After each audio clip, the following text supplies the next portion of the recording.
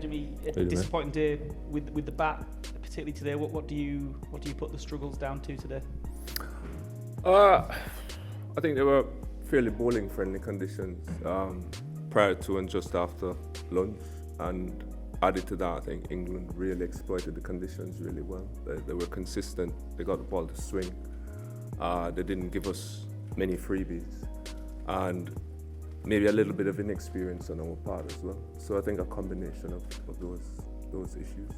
I guess you look expected Jimmy to come out firing today. Jimmy Anderson on his last test. Were you expecting the show that Gus Atkinson put in on debut?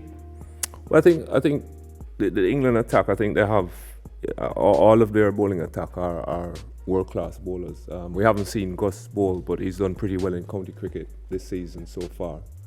And he really put up a good show, held his hand up and had a pretty much a dream debut, I think. And from the position that you find yourselves in after day one, can you sort of find a route back into this test match over the next few days? Well, we try.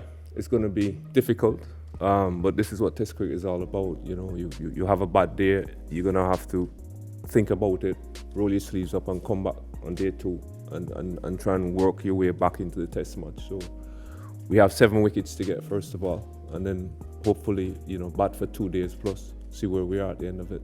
Thank you.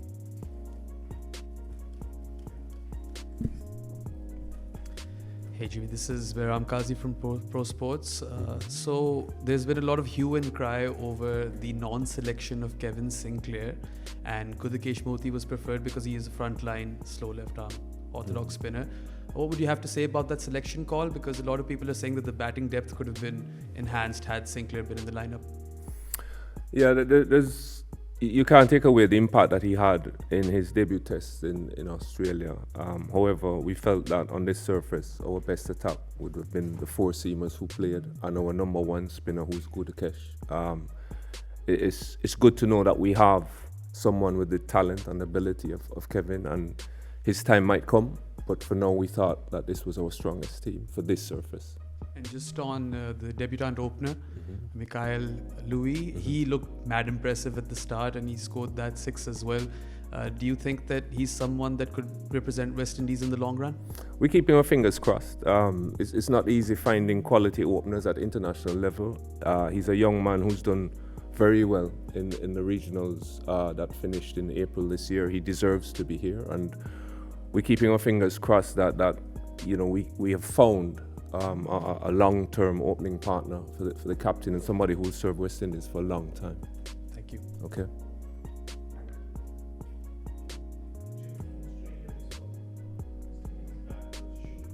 Sorry, I'm not hearing you. Sorry about that. Can you hear me now? Yeah. Cool. I was saying that in Australia we saw West Indies batters kind of showing the composure and the basic sticking and the discipline.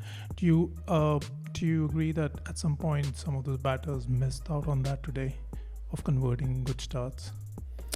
I think there was a combination. I think there were some good deliveries that were bowled. I think in a couple of instances, batsmen's hands might have gone too far out in front for conditions like this and against the type of bowling that we had.